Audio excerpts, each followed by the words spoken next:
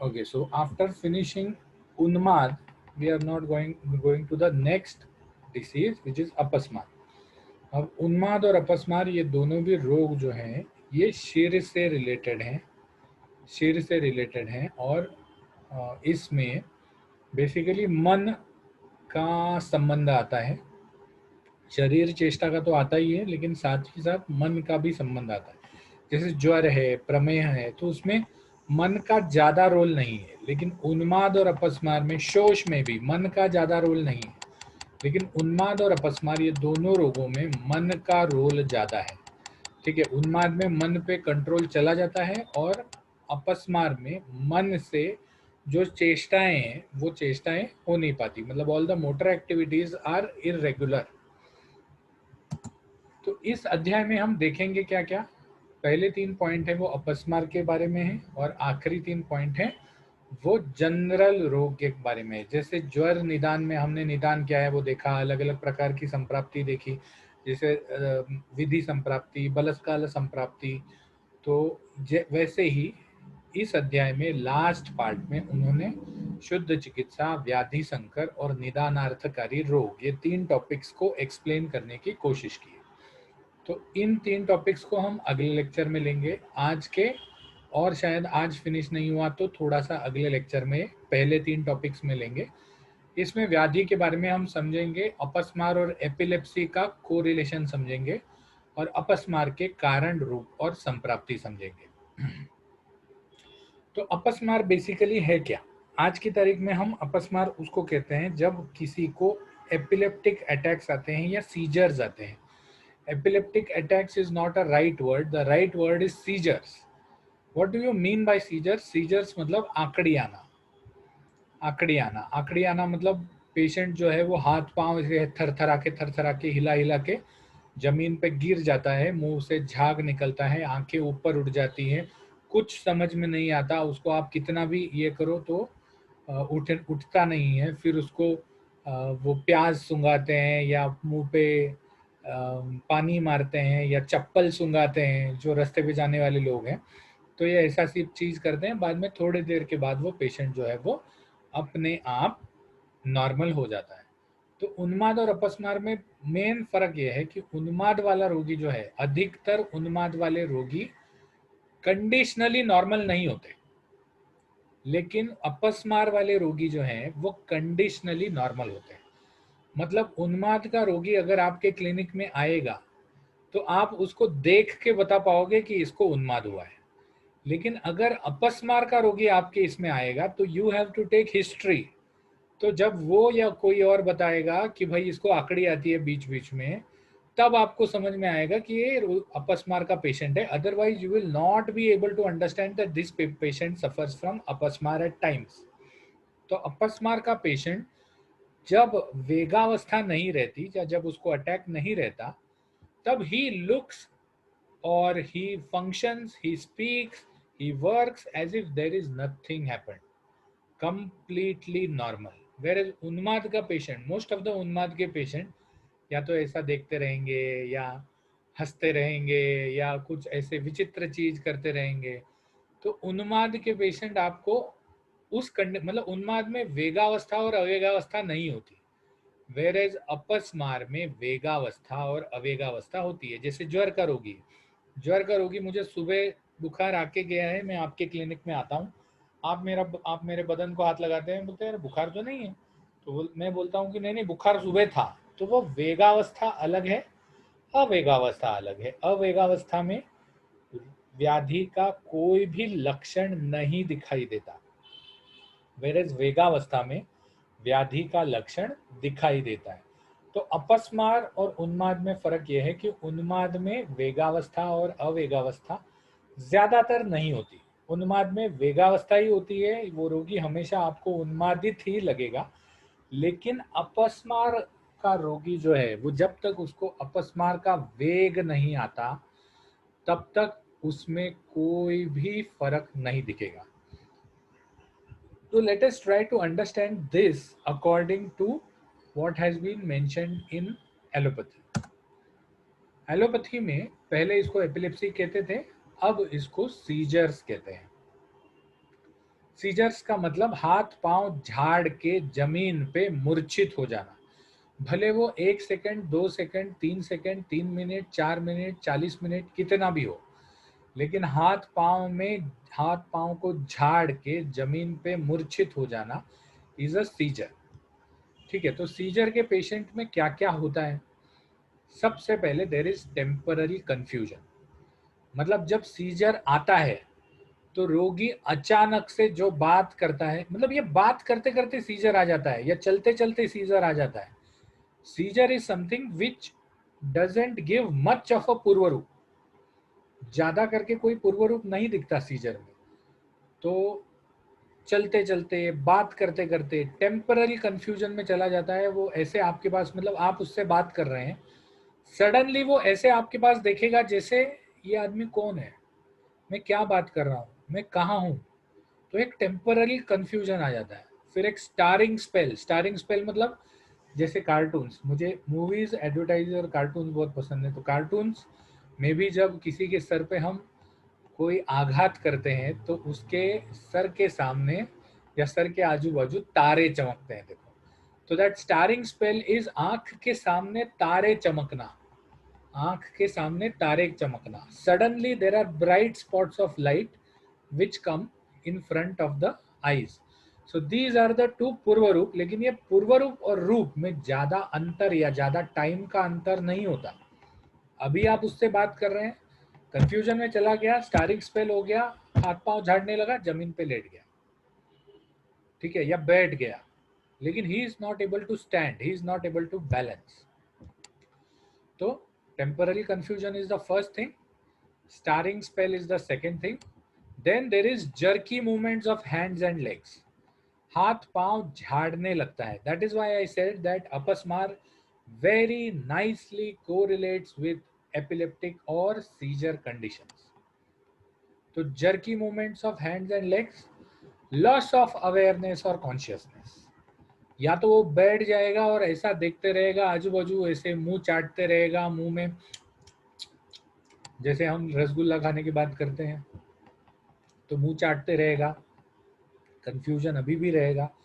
Starring spell शायद निकल जाएगा, लेकिन confusion remains for all the time till he is awake, aware and in that seizure. तो confusion रहेगा, लॉस ऑफ अवेयरनेस और लॉस ऑफ कॉन्शियसनेस, मूर्छित हो जाएगा, जमीन पे गिर जाएगा, हाथ पांव झाड़ते रहता है। ठीक है, बहुत सारे पिक्चर्स में भी दिखाया होता है ये। तो लॉस ऑफ कॉन्शियसनेस, फिर उसके बाद जब कॉन्शियस में आ जाएगा, उसके बाद जब कॉन्शियस में आ जाएगा, वेग चले जाने के बाद, तो कॉग्निटिव या इमोशनल सिम्टम्स दिखेंगे। मतलब आप उसको पानी दो पीने के लिए तो उसको समझ में नहीं आएगा ये पानी है, वो फेंक देगा, या कुछ खाने के लिए दे दो तो वो ना बोल देगा। कॉग्निटिव डिस्टर्बेंसेस या इमोशनल डिस्टर्बेंसेस होते हैं, जैसे आजू बाजू के लोगों को ऐसे घूर घूर के देखेगा जैसे ये कौन है मेरे आजू बाजू जमा हुए हैं, डर लगेगा उसको, एंग्जाइटी होगी। So all these symptoms come after regaining consciousness, and then he takes some time to become normal. He takes some time to become normal. तो अगर ये सिर्फ 30, मैक्सिमम 20 से 30 मिनट का सीजर आता है, मतलब usually seizures are 5 to 10 minutes only, but I have heard of even 20-30 minute seizures also. Seizures मतलब जिसमें अनकॉन्शियसनेस 20-30 मिनट्स होता है। तो अगर ये 30 ही मिनट का है तो इससे लोग इतना डरते क्यों हैं, या लोग इतना इसका ट्रीटमेंट करने का कोशिश क्यों करते हैं? ऐसा तो है नहीं कि रोज आने वाला है, कभी कभी आता है, ज्यादा करके पूर्णिमा अमावस्या के आसपास आता है। तो that is why it is related to मन, because brain is 70% of water. तो जैसे ही पूर्णिमा अमावस्या, जैसे मैंने उन्माद में बताया था, वैसे ही जैसे अपस्मार भी पूर्णिमा अमावस्या के पास होता है, या बहुत स्ट्रेस आने के बाद होता है, या बहुत इमोशनल डिस्टर्बेंस होने के बाद होता है। तो अगर ये 30 ही मिनट का है तो इतना डरने का क्या चीज़ है? डरने का चीज़ इसलिए है कि आप रास्ते पे चल रहे हो और सडनली आपको कंफ्यूजन आ जाए, आपको समझे नहीं है क्या हो रहा है, और आप वहीं गिर जाओ, कोई गाड़ी चढ़ जाए, आप कोई गाड़ी चला रहे हो, अचानक आपको सीजर आ जाए, तो आपके साथ साथ आपके गाड़ी में जितने भी बैठे हैं लोग, उतने लोगों का भी प्राण, उनको बेचारों को कोई अपस्मार नहीं है, फिर भी उनका प्राण आपके अपस्मार की वजह से चला जा सकता है।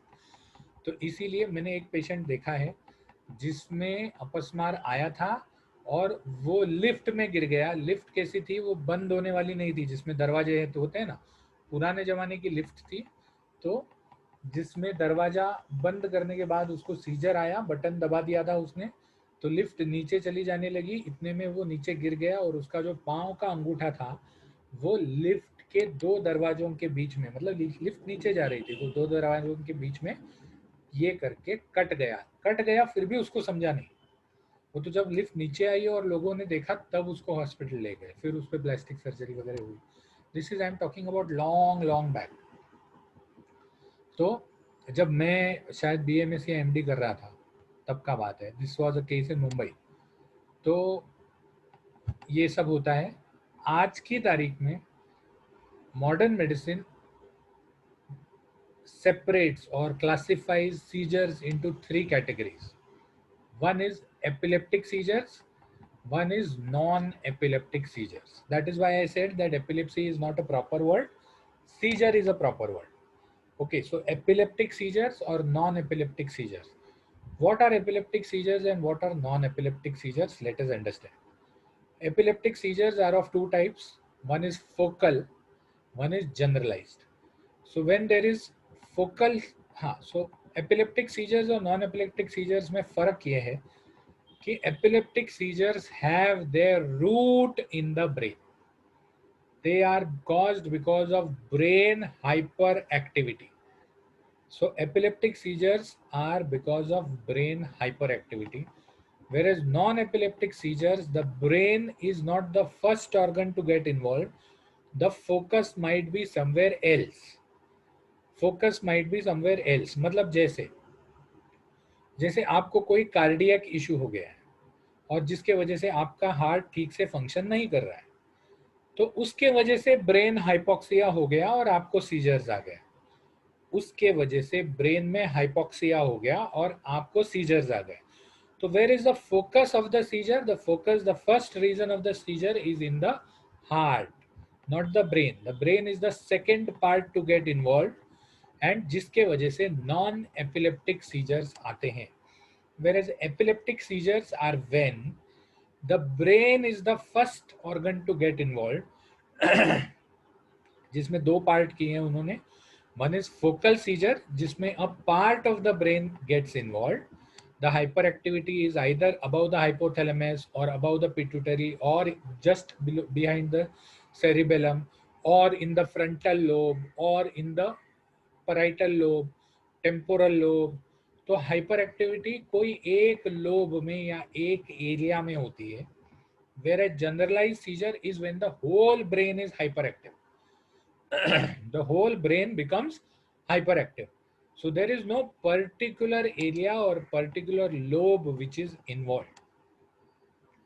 So how do we find that whether a particular lobe is involved or it is generalized or it is actually not an epileptic seizure at all?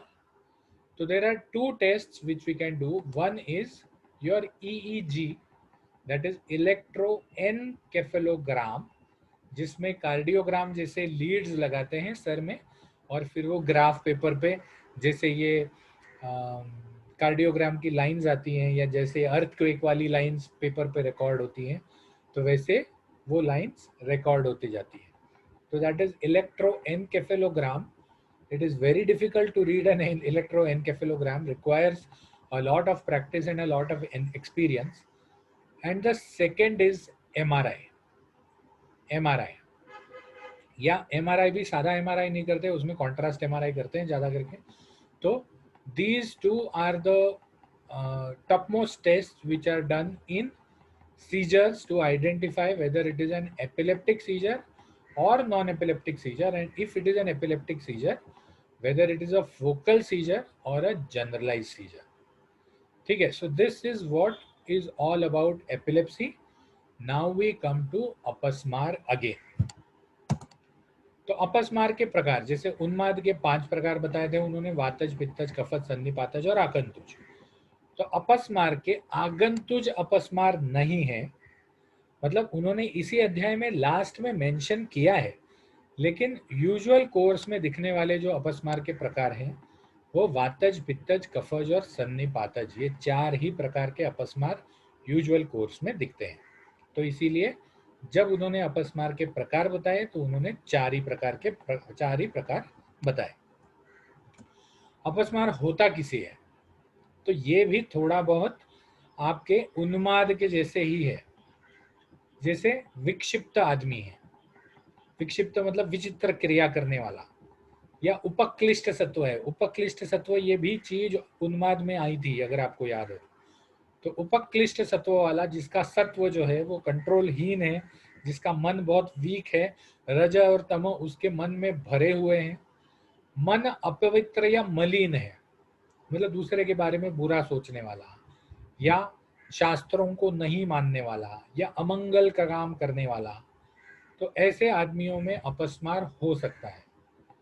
जिसके शरीर में दोष प्रकोपित है या दोष विषम हो गए हैं, तो ये भी एक कारण है, क्योंकि मैंने उन्माद में भी समझाया था कि शरीर दोष मानस रोग भी उत्पन्न कर सकते हैं। साथ ही साथ वैसे ही मानस दोष जो है, मन के दोष कौन से हैं? रज और तम। सत्व गुण ये मन का दोष नहीं, तो रज और तम जो मानस दोष है वो भी शरीर के रोग उत्पन्न कर सकते हैं।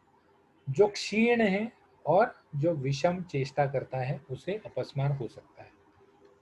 अब यहाँ पर ये सब चीजें बताई है, ये हमको मतलब झूठी लगती है कि ऐसा थोड़ी होगा, कोई अपवित्र है या मलिन है।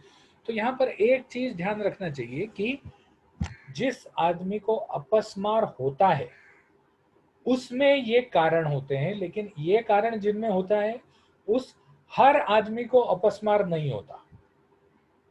ठीक है, ये कारण जिसमें होते हैं, जैसे कफ है तो कफ बढ़ जाने की वजह से अतिसार हो सकता है, लालास्राव हो सकता है, छाती में कफ हो सकता है।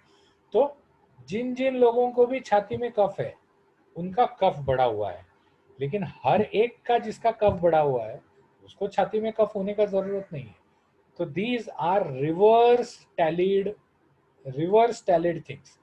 अब ये चीजें होती क्यों है? क्योंकि कोई एक ब्रेन का एरिया या ओवरऑल ब्रेन हाइपर एक्टिव होने से ही अपस्मार होता है, और ये भी चीजें जो होती हैं ये भी ब्रेन की हाइपर एक्टिविटी होने से ही होती है।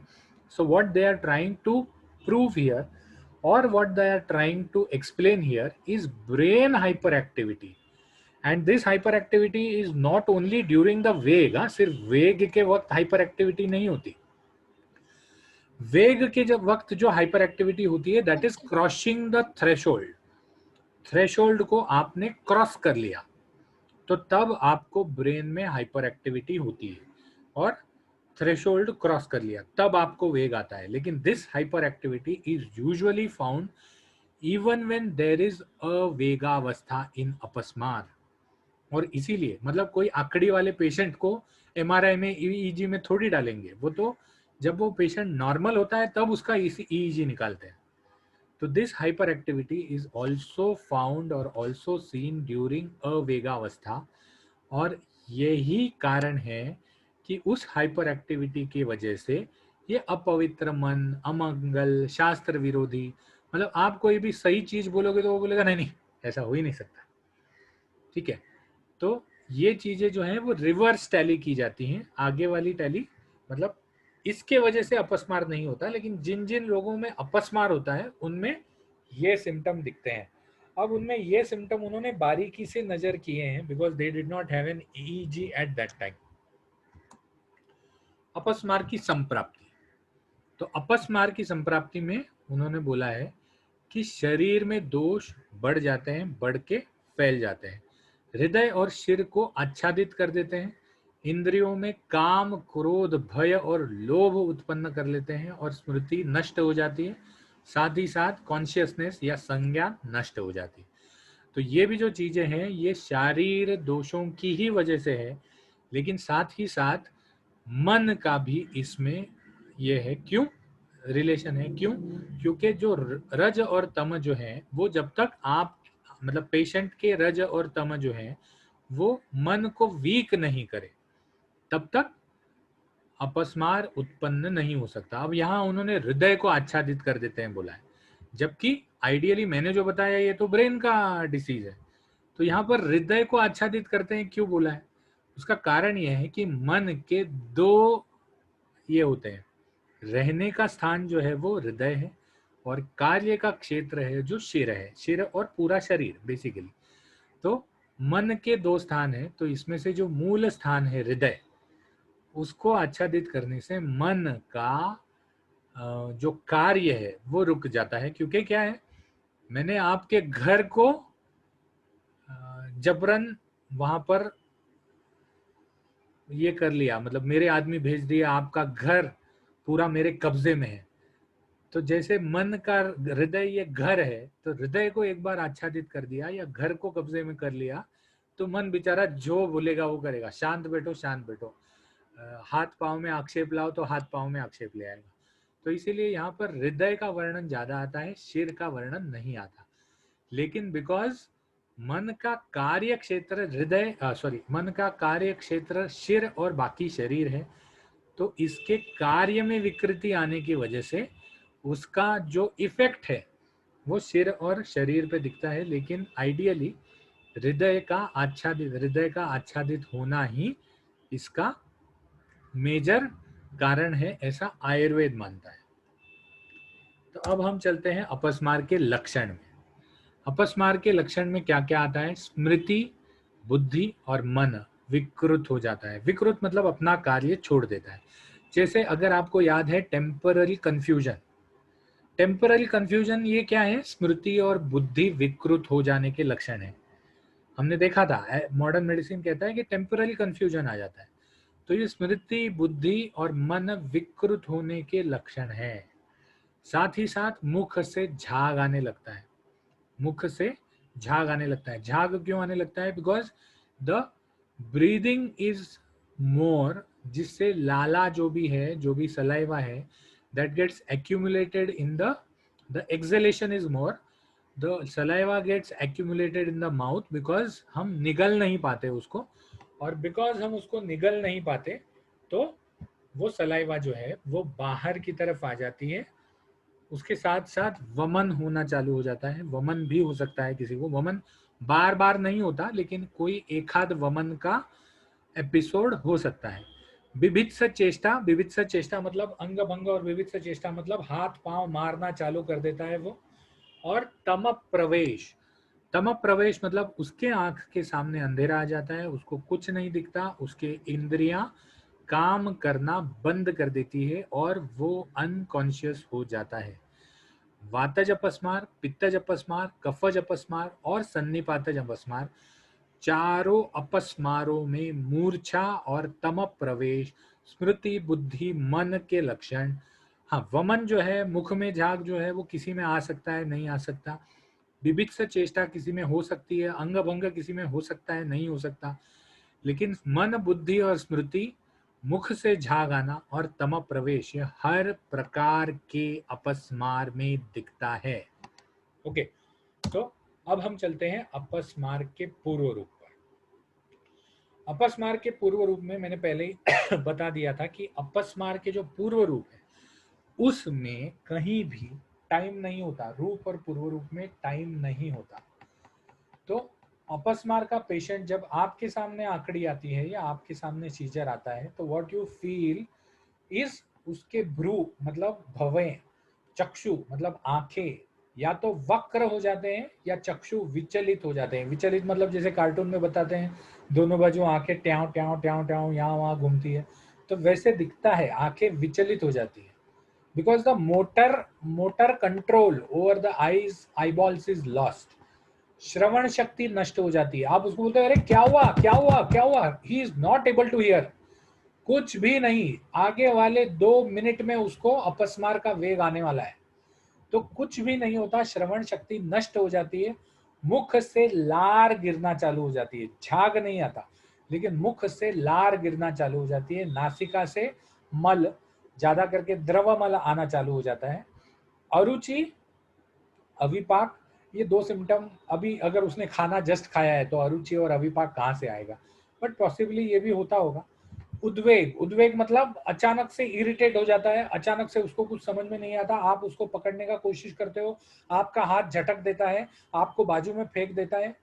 ठीक है। हृदग्रह, हृदग्रह मतलब उसके हार्ट को किसी ने पकड़ लिया ऐसा लगता है। सम्मोह, सम्मोह मतलब कोई भी चीज को समझ नहीं पाता कि भाई ये टेबल है, मुझे इसको पकड़ लेना चाहिए, या मैं गिर रहा हूं, मुझे किसी को पकड़ लेना चाहिए, कुछ भी नहीं समझ में आता। तम प्रवेश, मूर्छा और भ्रम, आंख के सामने अंधेरा आ जाता है, चक्कर आ जाती है और अपनी संज्ञा खो देता है, अपनी संज्ञा खो देता है, जमीन पे या कुर्सी पे बैठ जाता है, लेट जाता है। ये पूर्व रूप है। अगर पूर्व रूप में आप देखो तो अभी तक उसने हाथ पांव मारना चालू नहीं किया। पूर्व रूप में आप देखो तो मन के, बुद्धि के, स्मृति के थोड़े बहुत लक्षण दिख रहे हैं, लेकिन उसने हाथ पांव मारना चालू नहीं किया है, उसके मुख से कोई झाग आना चालू नहीं हुआ है। तो दिस इज अपस्मार के पूर्व रूप। यहाँ पर उन्होंने एक और चीज बताई है कि विविध स्वप्न, वो जो है अपस्मार का रोगी जो है वो जब सोता है या वेग से उठता है तो उसको अलग अलग प्रकार के स्वप्न आने की बात करता है, जिसमें वो नाच रहा है, गा रहा है, किसको मार रहा है। तो this is again because there is hyperactivity in the brain. Your dreams are controlled by the brain activity. ठीक है, तो पूर्व रूप तक हम आज रुक जाते हैं और अब हम अटेंडेंस लेते हैं।